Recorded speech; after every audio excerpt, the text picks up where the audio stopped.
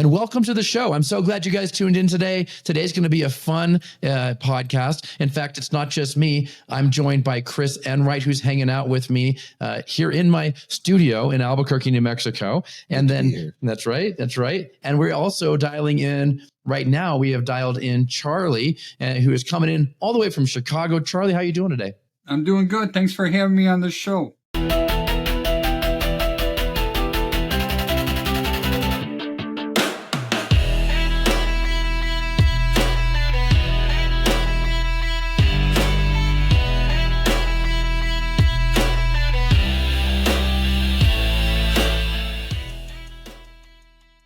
That's so good. It's so good to have you here. You've got an inspection company that you've built up there, and tell me a little bit about it. Like, when did you start doing inspections? I started doing inspections when my first child was born in 1993. I had this intense urge that I had to make more money. Boy, was that wrong. But it still turned out to be that I did make a lot of money doing this sort of stuff. So, still stayed in business till today, and I'm still enjoying it. That's awesome. I love to hear that. It's funny how, like, when you have a kid, it like changes your perspective on like what you're doing in this world, right? Like, I think for every man, I don't know about every woman because I'm not a woman, but as a man, the provider instinct like kicks in really strong. And it's like, oh man, I got this kid showing up. Like, I got diapers to buy. I got things to take care of. I got, a wife, and now I got a kid. And I'm like, oh, it just keeps eating. And they just keep eating. Like the kid they just won't stop. I got 2 teenage daughters right now. And I thought with girls like, oh yeah, no, these girls can freaking eat, bro.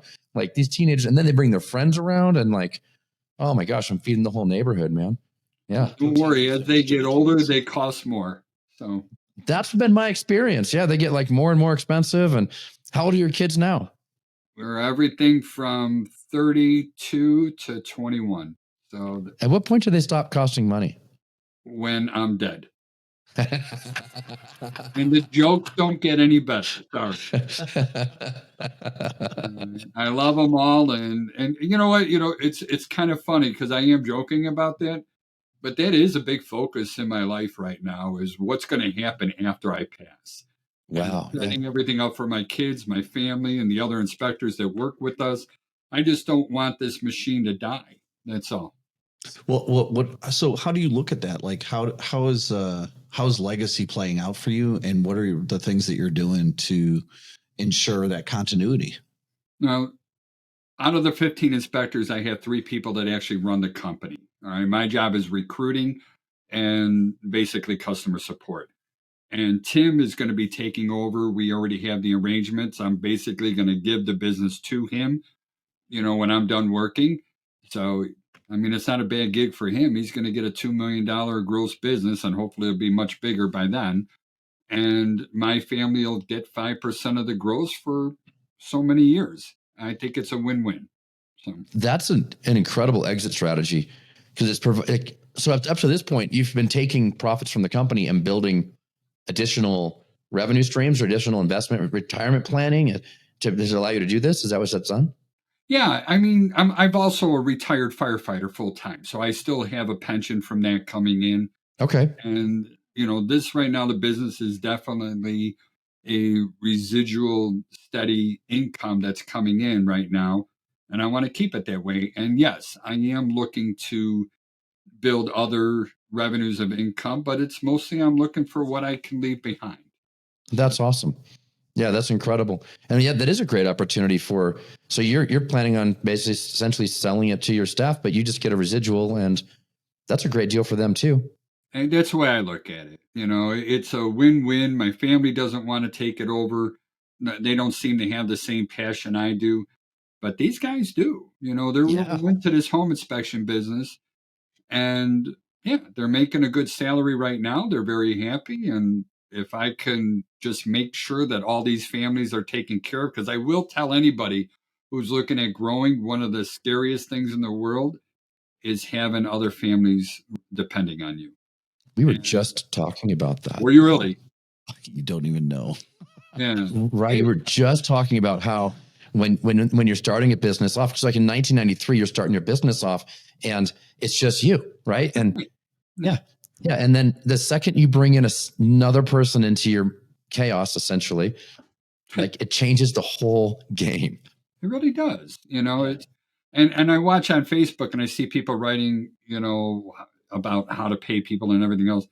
And I'm like, I got one job only, and that's to keep the calendar full. These guys, they rely on this income, and Yep. this is how they support their families. And everything that we do has to be focused on keeping them busy, no matter what the market is like. And that's Yep. how I designed this business. I love that. I love your heart for your people. I love the heart for your legacy and how you're looking at, like, you want this business to keep going. All these people are, the family's being fed off of this thing. And I love how you take that responsibility seriously. Big time. Big time. Yeah. Big time. Yeah. And that's part of, why I asked to come and talk to you guys is, you mentioned earlier about the direct-to-consumer marketing. Mm-hmm. And I become very prejudiced against real estate agents. And I'm just thankful that they're not a protected class, because I would probably be in jail by now. And yeah, I'm not really a good person with that. And I get it, and Yep. don't get me wrong. We have real estate agents that refer our company. But the bottom line is, every time I coach a new inspector that's coming into the business, the biggest thing I tell them to focus on is figure out who you want to be. Do you want to be the Yeah. long list? Do you want to be the short list? Do you want to be the fast guy? You want to be the slow guy? There's a different market for everybody. But you Yep. need to figure out who you want to be, and then you have to be able to convey that to find other people that are going to be a good fit. I love that. Yeah. I don't Who want to you are. conform. That's it. I don't want to conform to anybody else. If they want to work with me, then they can conform to me. And if your phone is busy enough and your calendar is busy enough, you don't really worry about anything else. And that's where we're at. We're booked out over a week, and people are begging. I got people offering to pay double, to get onto our calendar. And I won't do it. So I have a question here, because now I'm so curious about this. I hear a lot in the communities that we're in about direct to consumer can be very expensive. It's hard to nail that dynamic down with whatever medium you're trying to use to market. How do you overcome that? What do you do to do that direct to consumer marketing to kind of bypass the agent relationship and still be able to do it at scale? Because I don't know too many companies who have done that reproducibly. Yeah, no, I cocky and arrogant as it sounds, I got pretty damn good at it. All right. So it's a process that I learned, way, way back in marketing, and it's the PAS method, PAS. And I'm not trying to embarrass or stuff, but a lot of people don't know what that means. And have you ever heard that acronym, PAS? I don't know that one. I don't know that one either. Yeah, I'd love to hear it. Good. It stands for pain, agitate, and solution. We as consumers here, our society, the number one motivator to a human being is always going to be pain. All right. Yeah. So whenever you could find what somebody's pain points are, then we can go ahead and figure out what the solution is to answer that pain. So for those that market real estate agents, most of the pain points on real estate agents are home inspectors killing my deals, so I don't want to have to resell the house again. Blowing things out of proportion, being on site for so many hours, not communicating properly. So when you address those pain points, that makes you attractive to the real estate agents. But what I did, and now in today's technology with AI, you could do deep research, and every one of your listeners should be doing this. You should get on Google Gemini, go to the deep research, tell them you want to be the best home inspector in your area. And then I want to know what are the top 20 things that people complain about on home inspectors, and what are the top 20 things that people compliment about home inspectors. And then we find those problems. And those problems in my area has been they felt that the home inspector was in cahoots with the real estate agent. So they want somebody who's going to be more independent and not market them. They felt that the home inspector was on site for too short of a time. We got a lot of guys doing 45-minute, 1 hour inspections, whereas we're going to. That's pretty fast. That is, but they're going to, in their defense, they're going to send 2 or 3 people there. and they kind of break Okay. up the house, and they want to Okay. market the real estate agents because the real estate agents in my area, they don't want you on site for all that long. They don't want to waste their time Right. babysitting us there. So they rather go real fast. But the client is the opposite. They want to be there. They want to learn. They want to talk. They Yeah. want to ask questions, right? Well, they paid the bill and they want the experience. In a nutshell, Yeah. absolutely. And it's their money. And now we're getting to my agitator, and that's where I make it clear this is your money. This is your home. You're going to put your family in this thing. You deserve the best. And then it's my job to come across as being the best value for the company. So I answer that with, direct with all of our written comments. And this is another thing too. I don't answer the phone. Everybody that I talk to that says you want to be successful in the home inspection business, you got to answer the phone, got to answer the phone. I am dead set the opposite. I will not answer the phone. I'm going to send them to a voice tree, and then you basically have three options. If you want to learn, if you're researching and you want to learn about our business, then press one. We'll have all of our information pre-written. It's a 6-page PDF document, everything about why we're the best choice, why we're the best value. And we get that to them 24/7, no matter what time of the day that's happening. It's all automated that they get that information. Now, I get it that you can't, or that you can lead a horse to water, but you can't make them drink. But if you don't give them the water, you don't even have a chance of them drinking it. Yep. And this way, when I communicate my message, I'm not always 100% communicating it. So, but when I put it in writing, my message is always there, full and complete of the why choose me. And we made about 80% of our leads. And right now, because we're so busy and our market's so hot, I think I'm down to about $300 a month for my ad spend. And I was at a time when I was, over 3,000 a month on our ad spend. And this is all while I was tweaking and learning. And, everything is about speed to lead, but more importantly, get your message across. And a lot of people don't realize when somebody's searching on Yelp or Google local services, something went wrong. All right. Because they're buying a house. We know that. They're probably working with the real estate agent. We know that. We know that 70% of referrals to the home inspectors in our area come from the real estate agent community. Yep. But why is this person one of the 30%? Why are they not taking that referral from the real estate agents? That's where that deep research pain point comes into play. Right? But they want to buy, and they want to buy now. They're not looking for the cheapest. All right. If anybody thinks that, because, Yelp is so bad, everybody only wants the cheapest, that's because you're not getting your message out there, because that is so not true. They want the best. They want the best value, and they're willing to pay for it. Yes. Right? We average around $950, including our ancillaries per inspection. All right. Nice. It gives our guys, a way to make a lot of money, and we make a lot of money, and we're still only doing one inspection a day, and we're with our families in the evening hours. That's another big thing to me. I don't want to destroy any families either because somebody's working too hard. I want them to make a good salary, but I also, that work-life balance I learned the hard way. It's just too important. It's so important. Yeah, you've got to keep your people happy, and then they got to be. And then if they're having a bad day, the person that's going to have to hear that is their spouse at home. And if things at home aren't going well, then guess what? They're not going to be happy the next day when they're coming back to work, and it creates a downward spiral. So having that work-life balance and valuing that for your team is so important. So important. Chris, I think I got sidetracked on Chris's question, and thank you for telling me how important it is, because I just can't say how much I believe in that, and it's nice to know I'm not alone. All right. And so, Chris, you were asking me something, but I think I sidetracked you a little bit. I'm fascinated either way, but I was asking about the direct to consumer marketing. Like, what is that? Because I've seen people talk about how expensive that can be and how much money they've put into SEO for that or different marketing aspects to go directly to consumer and skip over that.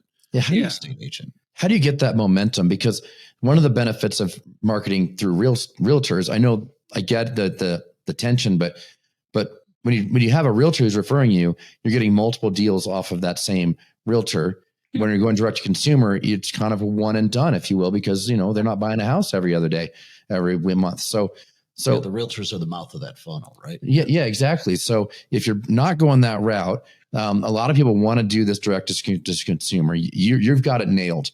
How are you doing this? Like, we got to know. 3 steps. All right. And I love playing with that number 3. All right. Step number 1, you got to be found. If you can't be found, you can't get hired. Step number 2, and I really despise this step number 2, but I got to use the word. You got to hook the client. All right. And this is where, when we talk about above the fold or your hero section on your website, this is where you got to hit those pain points right off the get go. So most of the time it's going to be somebody made a bad mistake. I don't want to make the mistake again. I'm looking to find somebody who's going to answer these pain points, right?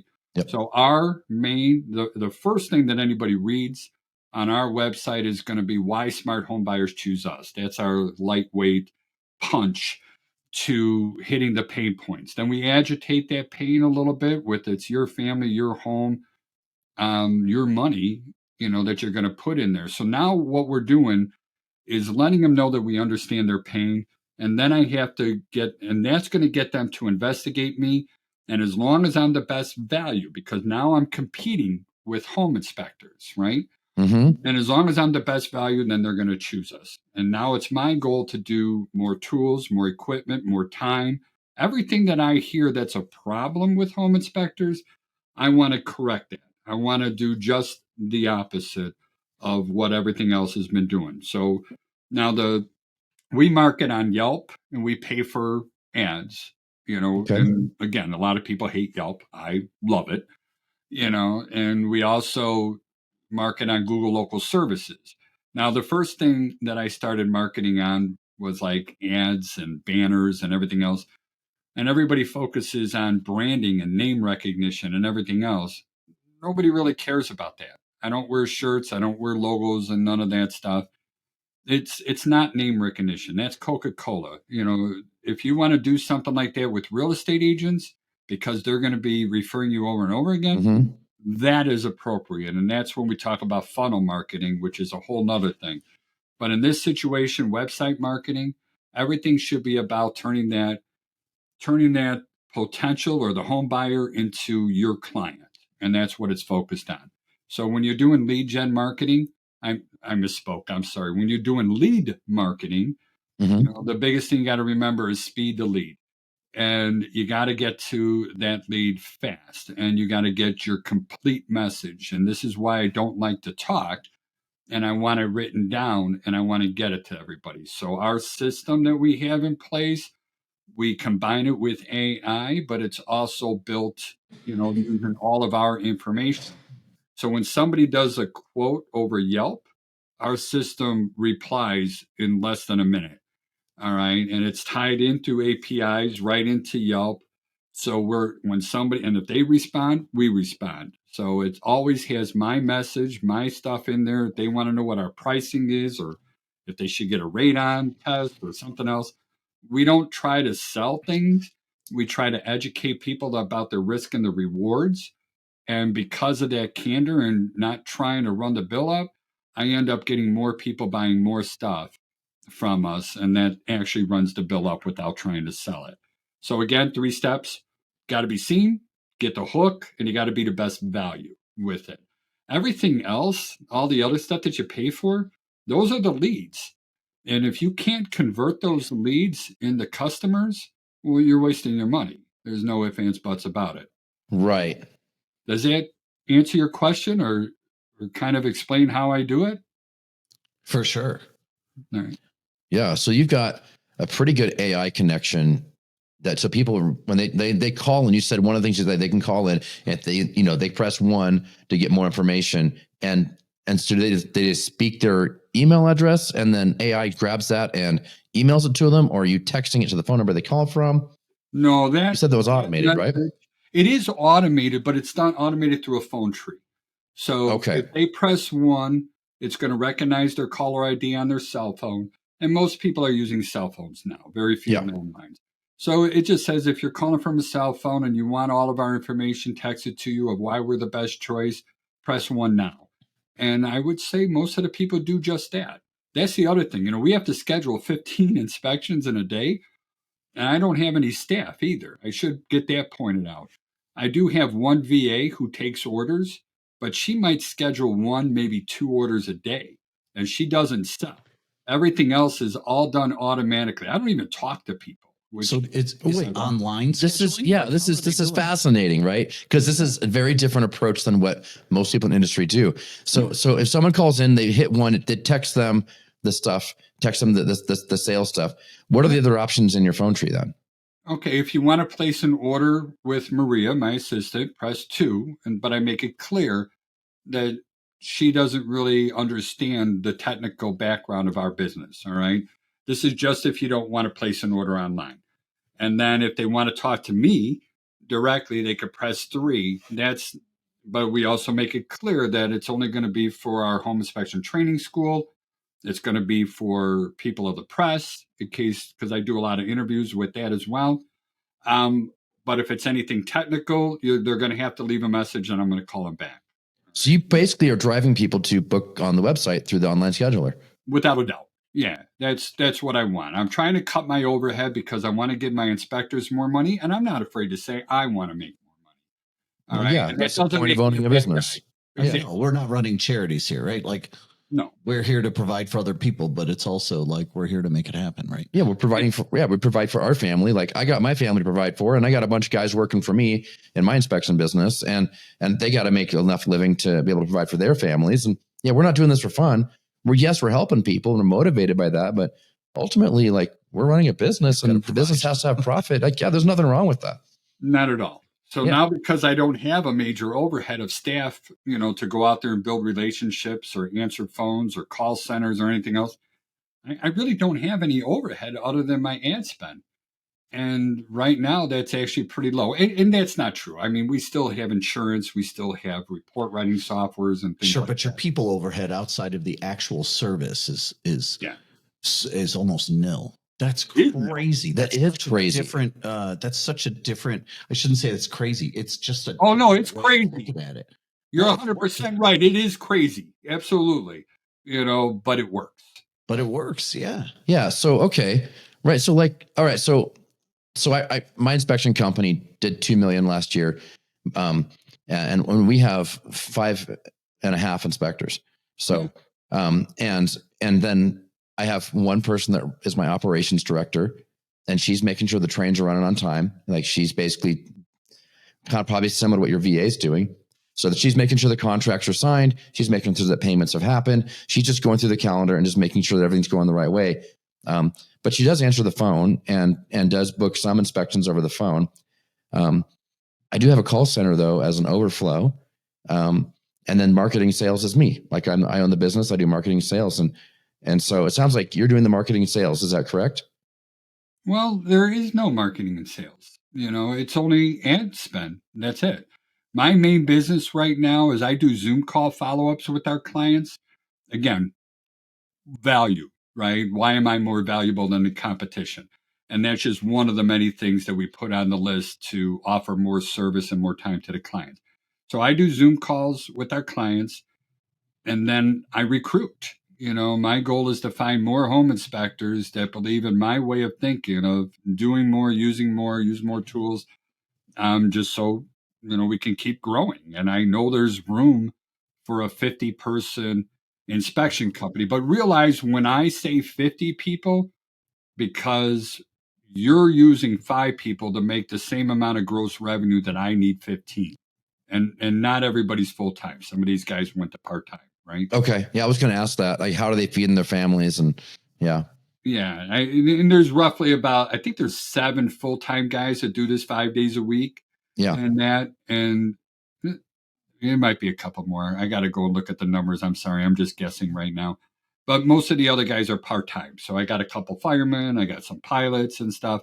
But everybody that I'm trying to work up is going to be, everybody that I'm trying to recruit now is all going to be full-time, 5 days a week. I don't really want to work with part-timers anymore. Yeah, Yeah, that's tough. I tried that one time and I didn't like it. Yeah.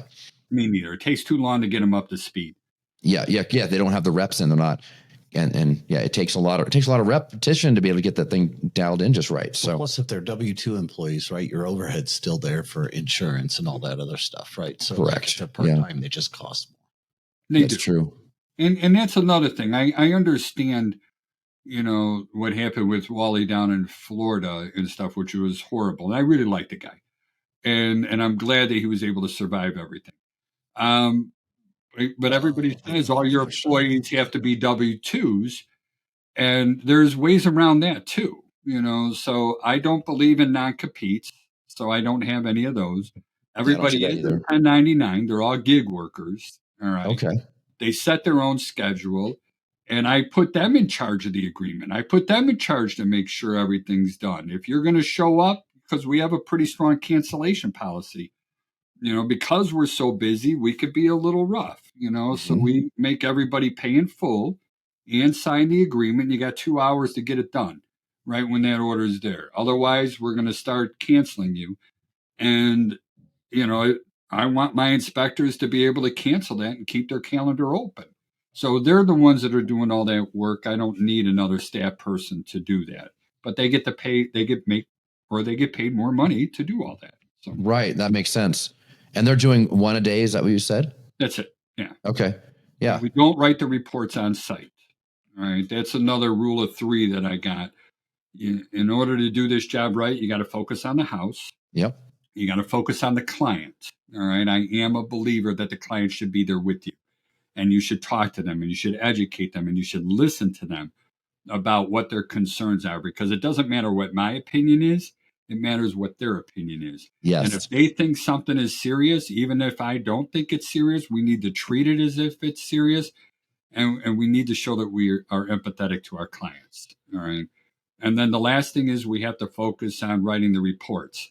But just like construction, when we have good, fast, and cheap, you only get 2. Yep. All right. So I want my guys to focus on the house and the client, and then go home and write the report. Got it. Yeah. Well, it sounds like you had a really good system going there. And it's interesting to see like how you're using, AI and Yelp and you're doing the direct to consumer marketing, and you're able to get your calendar full with that. Because a lot of people, I hear them talking about it and they struggle to get their calendar full going direct to consumer. And then by the time they're doing it, they've spent so much money on the ads that they're not making the money. So you got to build a system first. Yeah. Yeah. And what kind of system, do you had you build it yourself? Well, the engine behind everything is called GoHighLevel, and a lot of people refer to it as GoHighLevel. Mm-hmm. So, I was doing everything manually. So when somebody would call in, even if they called in and I answered the phone, I would talk to them. Because it's hard when somebody doesn't listen to you to try to get your message into their heads, and they're not interested to it. So I kind of let them go. And then I asked them, would you be comfortable if I send you a text with everything that makes our business valuable? And usually they say yes. So I kept that in my notes on my cell phone, select all, copy, go to the phone number, text it to them. And that has all the links, our pricing, everything else. It's a super long text, right? So I used to do everything manually. And all of a sudden, it was just overwhelming me. When I started getting more and more people, I'm talking, we're getting busier. And it's at the point, do I hire somebody or do I look for another way? And I'm like, well, let's see if I could start getting everyone to schedule on their own. And then I started working that in there. And then I really fell in love with this whole automation stuff. And I started automating just about everything in the whole process right now. And it's phenomenal. So, we don't answer the phone anymore. They just call up, they get a text. They do a Yelp quote request, we respond immediately. They do a Google local service call or a text on there, everything is responded immediately, and it's all with our messages, and we can edit that information as much as we want. And that is going to be what gets put into the potential home buyer's hands. And right now we're closing in on, I think it's like 1,900 or 2,000 5-star reviews in it, and all the different platforms.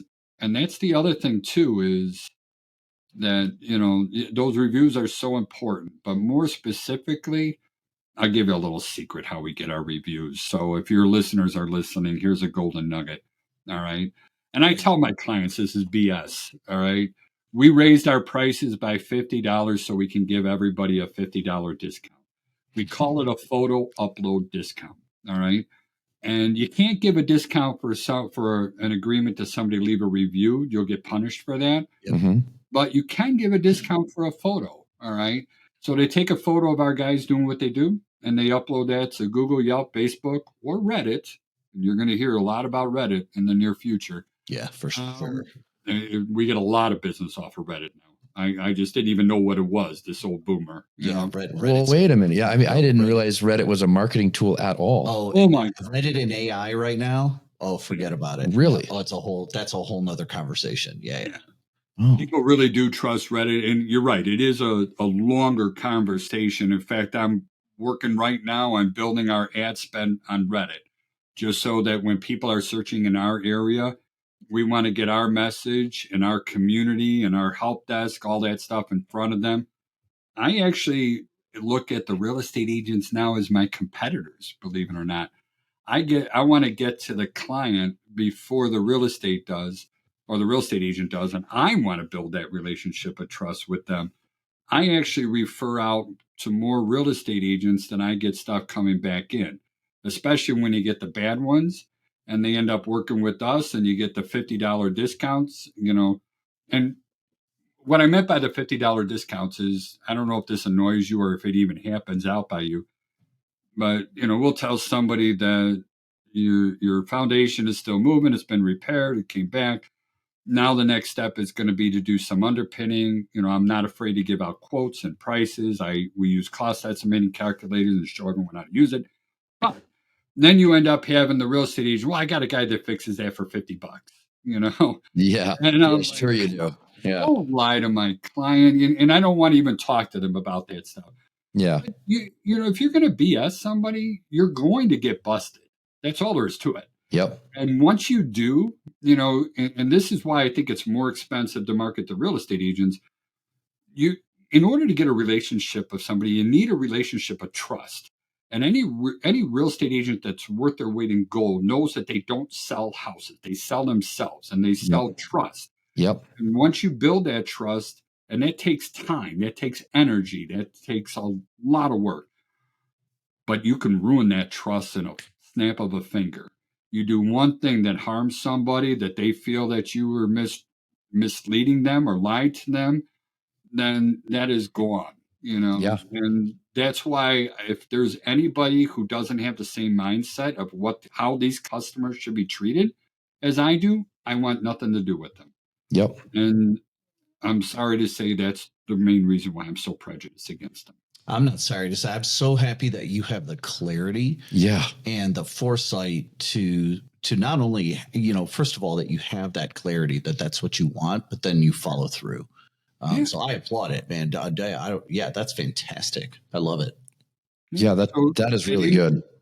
That engine you were asking about is GoHighLevel, it's called. So what I ended up doing, because so many people really like, other home inspectors is what I mean by other people.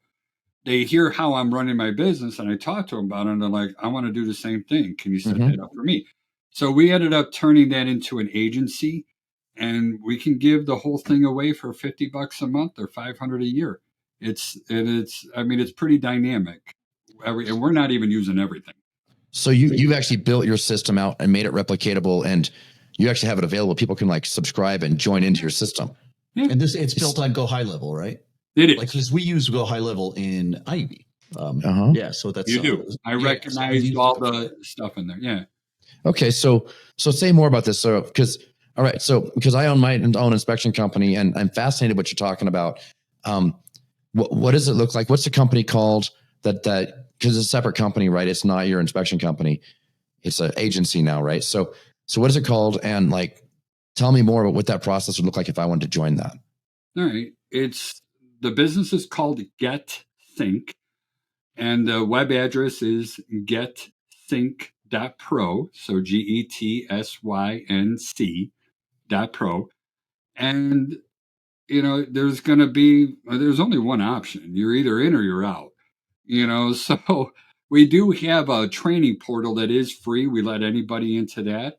And that's where we put all of our, past marketing, setting up your website, everything that I've learned, how to design and what to say and how to get the information about converting those things. That's all done for me. I put that in there, but also how to operate each component that's in there. So we give the website, which is, unlimited websites, unlimited funnels. We even have Search Atlas is what we use for search engine optimization. If somebody wants to use that, they can use that.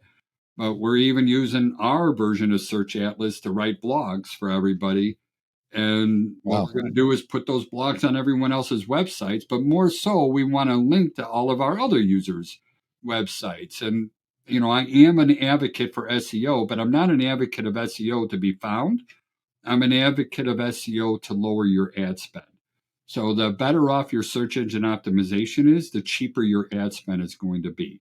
And my goal is to keep those numbers down. And again, as long as I know I can get 80% of the people that call me, I know how many times I need to make the phone ring, and I know how many times things are going to order. And then I do the 50-90 rule at the end of Mondays to see if I have to dial my ad spend up or dial it back, or if I have to raise my prices or hire more people. But once a week, that's when I look back at everything else. But yeah, websites, funnels, blogs, all your automation, your phone tree, social media planning you could do with GoHighLevel. It'll regurgitate a lot of posts over and over again. It redesigns all these things for the different platforms. You can use it to do your Google ad spend in one area, all your texting, email marketing.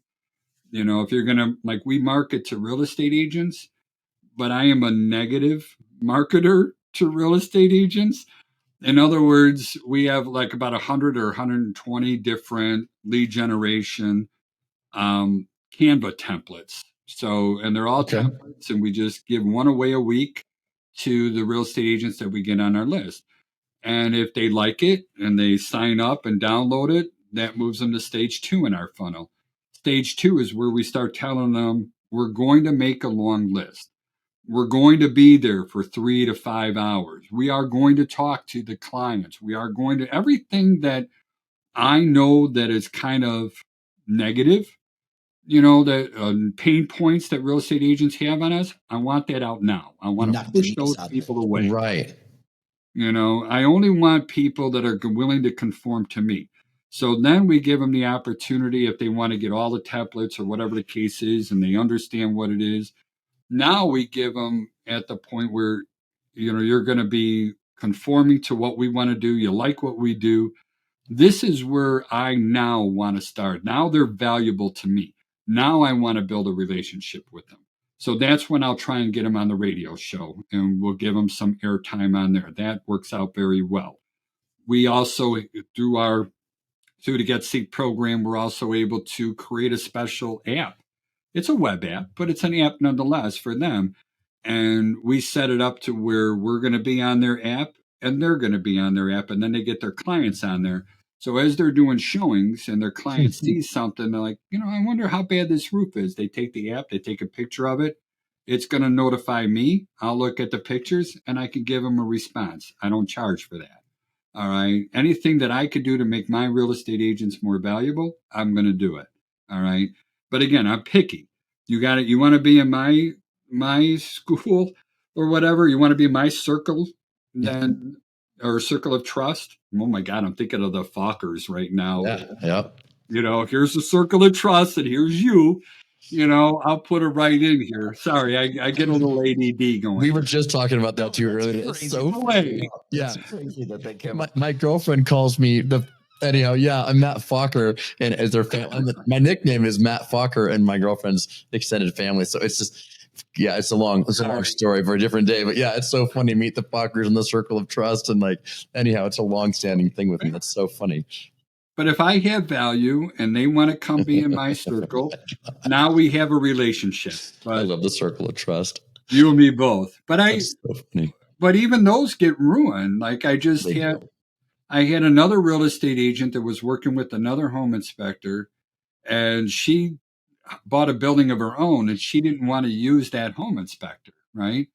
And it just confused me. It's like, why would you refer somebody, but then you're not going to use them for yourself? Oh man, now And That's very indicative. that happens all the time too. Yeah. well, They're I like, don't want to I have a want the guy. relationship, Yeah. Ooh. and I don't want a relationship with somebody like that. Duplicitous. No, That's I why. Yeah, it's duplicitous. Yeah. I hire the guy that I know is not going to call everything out and not do a great job for my clients because I just want the quick buck to get the house sold. But when I want something actually done the right way, I'm going to call the guys that I know that are doing it the right way for me, but I'm not going to refer them the people to do the right way. Right? That's really messed up. Man. That's they're not looking at their client's best interest. That's not what their motivation is clearly. No, they're interested in closing the most deals possible. And so they hire the home inspector. Yep. Yeah, that is going to help them close the most deals, not take care of their people. So she did refer us. We ended up getting 2 referrals from her, until basically I banned her and she's not allowed to call us anymore. The first one, no issues. All right, we did what we did. Everything's fine. The second one, she calls me up and tells me that we're charging too much, and she doesn't want me to put so many things in the report. I'm like, that's not going to happen. Yeah, She see, goes, well, I refer business to you. I'm a real estate. Yeah, she said this. I'm a real estate agent. And I'm like, okay, cool. Yeah, thank you for sharing. I'm a home inspector, right? You're like, congratulations. Yeah. I'm not changing the way I do it. If you don't want to refer business to us, then don't. I don't care. This is my fee. I made arrangements with the client, and we're going to do it. And then she started getting mad. I'm like, okay, you're done.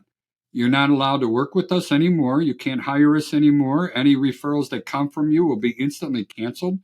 Don't do it. I And love that. I don't, again, I didn't give up my power. All right. It's my business and stuff like that. And as long as we're busy, I don't actually need them. That doesn't mean I want to be rude. Please don't take it that way. But it does mean that they have to conform to my way of doing things, and I'm not going to conform to their way. Well, you have a boundary there, right? You're the subject matter expert there. Let them focus on real estate. You're focusing on the home. Yep. I mean, I think that's a fair boundary to draw. Absolutely. And maybe you guys could help me understand this. I just don't understand why people want to go to all these open houses or put stickers on tape measures and give away free bottles of water and things like that. Why would you spend all that time? Because it's not really building a relationship. You're just trying to get somebody to, try you out. But here in Illinois, we have, I think it's like 75,000 licensed real estate agents, and 80% of them didn't do one transaction last year.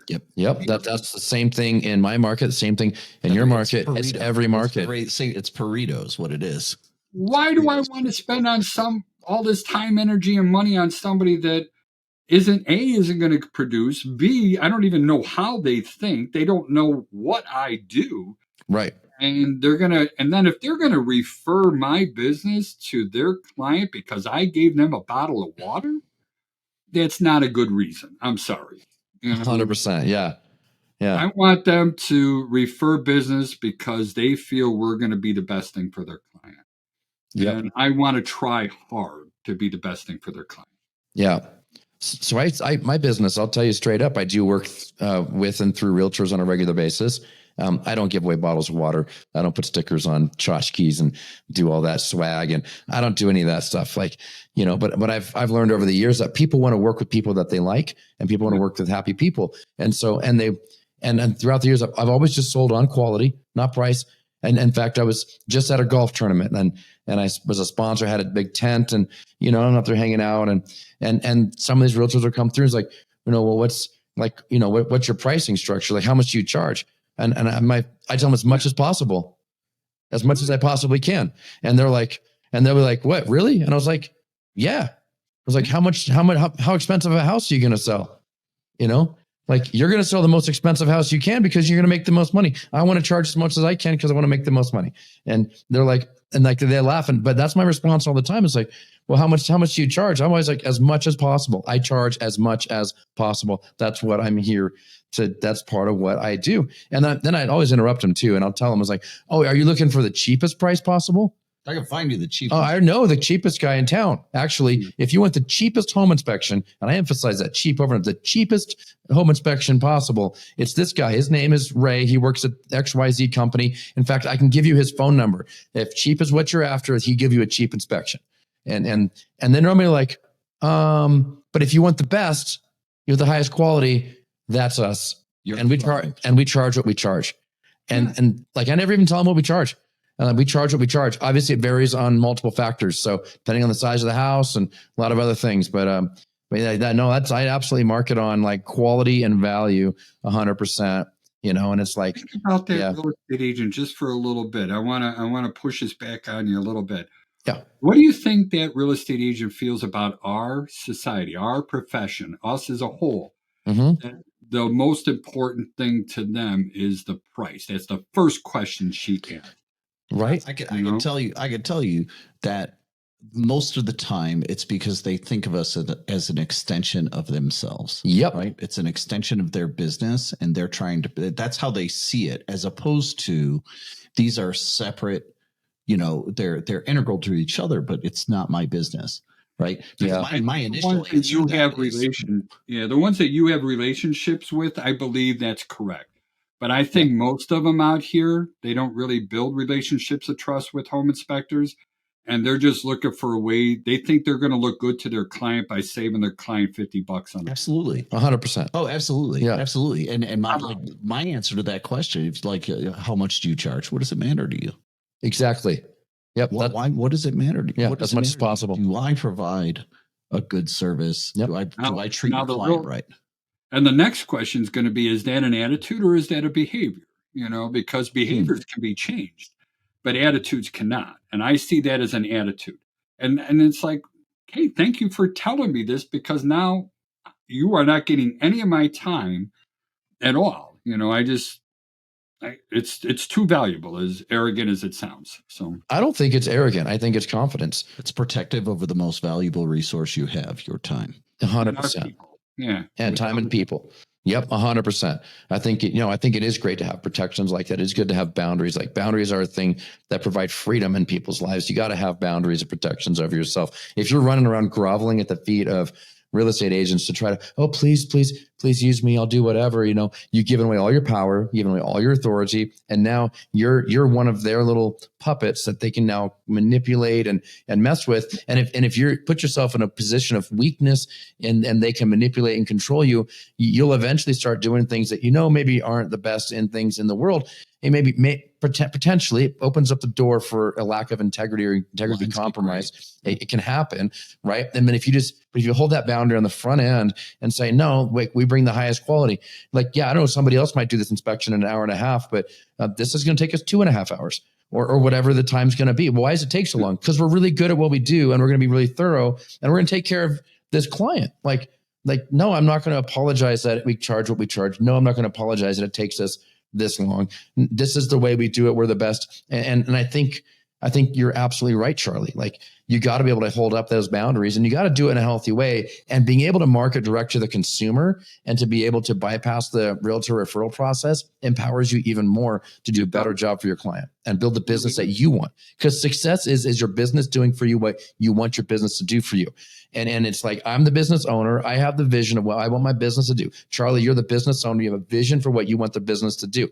And when you staying strong to that, you find people that come along and that are congruent with who you are and what you're about. And just like you said, you're like, well, if you're not about what I'm about, then go ahead and just move down the road. And when you have that kind of conviction about who you are and what you're about and your vision and your values, then all of a sudden you start lining up with all the right people, and you end up with a really awesome environment, good company, good business. And I think it's so critical. If you're always morphing who you are to try to get the business from somebody else, you become a shape-shifting, weird Frankenstein business monster person, and nobody knows who you are. Hell, you probably don't know who you are yourself. You're just trying to suck up to me because you're using all the words that I want to hear right now, and I'm loving it. So. No, man, this is the truth, though. You built a pretty fantastic business, but it is the truth. And guys that are trying to build businesses like what you have, Charlie, and what I got going, I'm telling people, try really, really hard to build these kinds of businesses up, and they don't understand that when you are shape-shifting yourself to be able to win the approval of somebody else, you put yourself in a place of weakness. You put yourself in a place where dang it, man, you don't even know who you are anymore because you've been shape-shifting for so long. And your power. You lose your power, you lose your identity, you lose your strength. And what makes you unique is what makes you strong. What makes you unique makes you successful. Embrace who the heck you are. Embrace the vision for who you are as a person and what your company wants to be. And when the people fall off that don't need to be there, thank God. Because God's bringing the next person that's going to line up with you. And then you have everything in alliance and everything in congruency. You end up building something they're really freaking proud of. You know, the cruel irony there. Number one has to be figuring out who you are. You have 100% decide first. And yes. The cruel irony with that malleability, right? With that you trying to shapeshift like that is you end up losing anyway. Like you can't, it's not sustainable, right? Over a long enough period of time, that doesn't work. Well, no, because then you're talking to Susie Q, and you said your favorite color is blue because her favorite color is blue. Then you're talking to Johnny and telling him your favorite color is red because his favorite color is red. And then you're like, well, crap, who am I talking to? Well, like basically, what lies have I told to this person to try to get their business? And now I got to remember all the lies that I've been lying to everybody about. And you're a freaking liar, covering up your own stuff and not owning who you are. Just be who you are, be your authentic, true self, and the right people will come. The right magnet, you'll have the right energy. And then people love authenticity over the fakeness. And even if like my favorite color is red and their favorite color is blue, like they're like, that's cool. At least you know who the hell you are and what you're about. There's an old joke in real estate. I'm sure you know this. What are the three most important words in real estate? Location, location, location. Right. Right. Yes. Sure. Yes. And then I come back. I said, all right, but what should be the three most important words to a real estate professional? And I answer that: reputation, reputation, reputation. Come on. And if you figure out who you are and what you want to be, and you put that down in writing now, and you can articulate what you're going to do, that makes everybody else who wants to be around you, it makes their lives easier. You're clear, concise, and to the point. Yes. Preach. Come on. To me, it works. Preach. You know? I know. I feel like we need to do an altar call right now. Someone needs to be saved. What is that? An altar call? Like it's just a church thing. Yeah, like he's saying preach, preach, preach, and I was like, yeah, like we need to take like an offering, or like I just need like I don't know, if like we're going to church right now. I'm just. I really love this business, you know. And again, I told you I was a fireman, I was a paramedic. I did that for 37 years. Wow. You know, in my life, I am retired since 2018. But I've done some pretty cool stuff. You know, I actually delivered 5 babies. Not a lot of people could say they did something like that. I pulled people out of burning buildings. Believe it or not, some were alive, you know. So we found them and we rescued them, which is nice. Cut out countless people out of cars. We have a lot of highways in the district that I worked in. And it's extremely rewarding. All right? Yeah.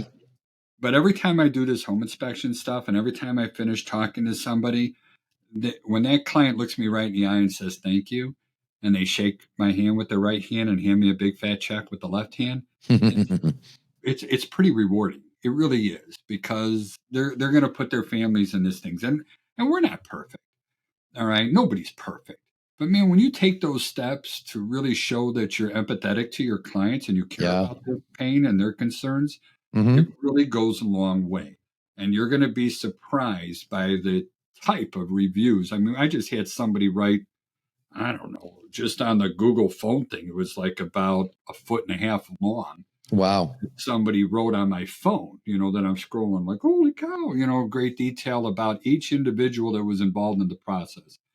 And it's flattering. I don't know what else to say. And it makes me feel good that I influenced somebody else's life. And even with this whole GetSync thing, you know, if I can help other home inspectors that really want to help other people, and you got to be willing to do it better than your competition. You got to be willing to put it in writing and prove that you're doing it better. If you're just going to do short, fast, this doesn't work. Clients don't want that. You got to give them what they want. And if you're willing to do that, it's just an automated and it's cheaper. And I got to ask you, how much did you pay for that golf outing sponsorship? Oh, yeah, that's a great question. So I think that one, the sponsorship price was maybe $500 to be there. And then while I was there, but I'm like, while you're there, I'm giving away water and beer and, you know, whatever, just some refreshments and some snacks. I forget. I went but so I think all in, and then I'm there, and I had another employee with me, right? So all in, I'm about $1,000 in as far as an investment to be out there at the golf tournament. And how often do you do that? I probably do like 4 of those a year. So in my market, Keller Williams is a large player. Coldwell Banker is another large player. R1 is another large player, and some of these big brokerages and stuff. And so I do all, and then the one I just did was the actual Association of Realtors one. So I basically, the 4 major golf tournaments that are real estate related, I jump into those, and each one of them is about $1,000 to $1,500 total all in. But yeah, like that's about what I'll spend on them. Yeah. I don't know if it's a great ROI, but I have fun. But again, it came up earlier that, people don't want to market direct to consumer because they think it's too expensive. I'm right now, my marketing is $3,600 a year for $2 million return. See, that's phenomenal. Phenomenal. All right. That's unheard of, though. That is unheard of. That's really unbelievable what you got. Yeah. But and then when I was at the highest, so when the market's slow, I could dial up, because right now my ad spend is way down. But when it slows down, I just dial up the numbers. My highest was 36,000, and I'm good with that. 36 there. 36,000 for 2 million it's a really good ROI on that. Yeah, that's $3,000 a month. Like that's what it was. That's not bad. And the way that you're running your stuff so lean with staffing as well, because like you have lean staff on your operations side of things, right? You don't have a bunch of people on staff answering your phones. The way you have this stuff set up is like you have a really lean operation. So I got to ask, like, what kind of profit percentage are you hitting in your business? Like, what's your target, or what are you aiming for? At least, obviously, there's variables throughout the year. Yeah, I want to take a minimum of 10%, and we don't really have a lot of variables. So I do take a pretty steady salary. And then when I get around August, September, October, that's when I start getting nervous about taxes. And I look at the company, how much money's in the bank. And then I usually try to take a big chunk out of that. And then I pay a lot in taxes. That money. Just the government's going to get theirs. Yeah.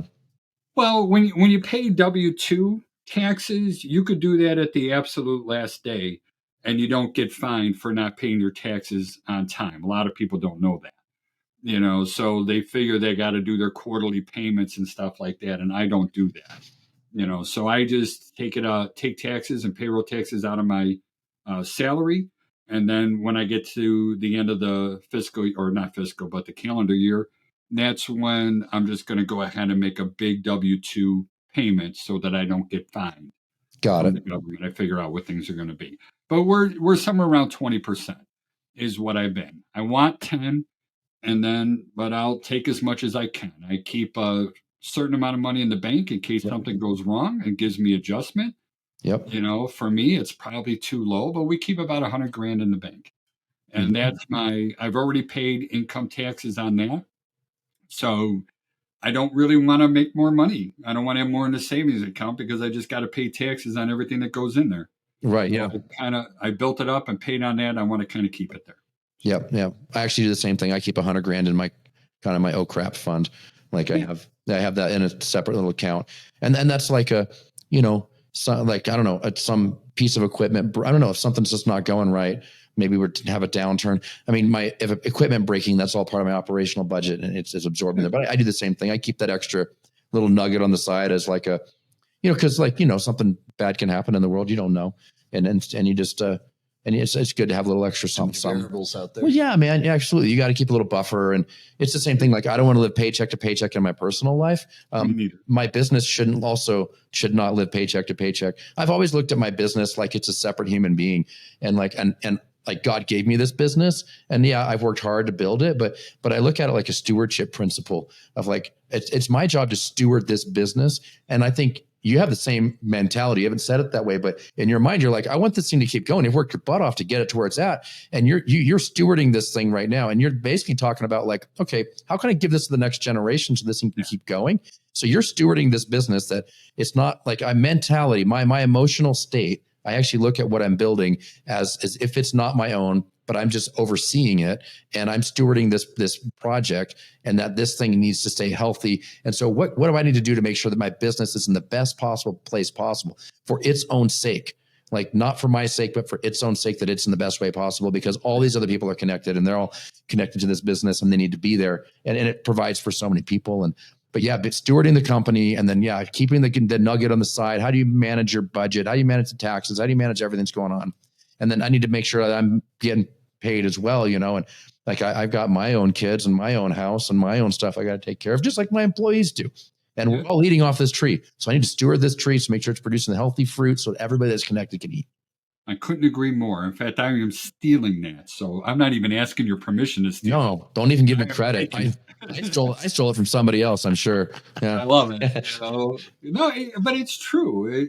And if you can find a passion of what we do, and that means you're going to do it well. Yeah. Why not enjoy the fruits of the labor? That doesn't make us bad people. No, you should enjoy the fruits of your labor. Since 1993, you've been working your butt off, making sacrifices to grow and build this thing. It is okay for you to enjoy the fruits of your freaking labor. Pick that fruit off the tree. That's right. Absolutely. You planted that tree, you nurtured it, you pulled the weeds, you fed it, you pruned it, you did all the things the right way, and then you grow that thing up. And then, absolutely, you built yourself a tree. Eat. Now, if I could do what you guys are doing, where you're helping other people build their businesses, I want to be part of that. Seems like you're well on your way, man. Yeah, absolutely. Well, with your GoSync thing, like that is really awesome. Like that is a way you're helping other people build their businesses, and it's so fulfilling. I mean, GetSync. I said it wrong. I'm so sorry. GetSync. I got you, buddy. Go Bears. Am I right? Go Bears. Yeah, both of you are Chicago people. That's right. What's it? South. Yeah, but he's a South Sider. He's a Sox fan. The only thing he's got going for him down there is the Pope. Well, and that's it. So let me tell you, my father's how I grew up. My father used to wear this shirt that said, "I root for the White Sox and anyone who's playing the Cubs." And I love it. So we grew up, right? But sir, we can all be Bears fans. Thank you. There we go. And I do kind of the same thing. My two favorite football teams are the Chicago Bears and who's ever playing the Packers. Who's ever played the Packers? That's good. And I can't even say what we say about the Packers, but you know what it is. I do. I'll give you one more joke here before the end, all right? And we don't have to use all the words on this, but you know what Wisconsin people say about us? They call us fibs. You heard that before? Do you know what that means? I don't know. I'm not from there. No. It means effing Illinois bastards. All right. Okay. Sorry for swearing. No, you're good. What about fib wob? Have you ever heard that one? No, I don't know this. Effing Illinois bastards with a boat. So we take our boats up to Wisconsin and go on their lakes all the time. They go to Lake Geneva. Everybody goes to Lake Geneva, right? We do, including myself. I like being up there all the time. So then I hear fib wob, and I'm like, that's funny. You visit the other side of we used to call it anytime we went to Wisconsin, we used to call it the cheddar. We would cross the cheddar curtain. The cheddar curtain. Like the Iron Curtain or something. That's so funny. Because it was in the 90s, right? So it's like, but we do have to stop at the Broad Stop on the way home. Oh my gosh, thank you for saying that, buddy. Dude, so I used to be in a parade in Kenosha every year for I think it was a 4th of July parade or something, because I was in the band at Marist. So we went up there every year to Kenosha. We'd have to stop at the Broad Stop, buddy. Have to. It's the law. Yeah, I don't. It's their version of a toll booth. So it's the law. You got to stop. That's funny. All right. Well, I'll tell you what, Charlie, this has been really fun. I think it's been a great episode. A lot of great content here. I think we've helped a lot of people. In fact, your GetSync product can really help a whole lot more people. I love your approach on direct consumer marketing. I imagine that people are going to have questions. They're going to what do I need to know? So if someone gets a hold of you, what's the best way for someone to get a hold of you and ask more questions? Yeah, it's the name of our business here in Chicago is Chicagoland Home Inspectors. But if you're a home inspector, which most people are, go to the GetSync website. So again, that's GetSync, SYNC.pro. And you're going to see a thing on there where you're going to be able to set up a one-on-one. I mean, I'm a believer on putting everything in writing. So when you go to the website, you're going to see everything that it does and offers and what the prices are going to be, so it's all laid out. But if you do want to do a one-on-one and you want to have coaching with us, please reach out. And then if you're curious about learning on my beliefs on how I pass market and, how I set up my websites, we got another community portal, and that's part of the GetSync thing. You'll get this too for that $50 a month. And that's at training.getsync.pro.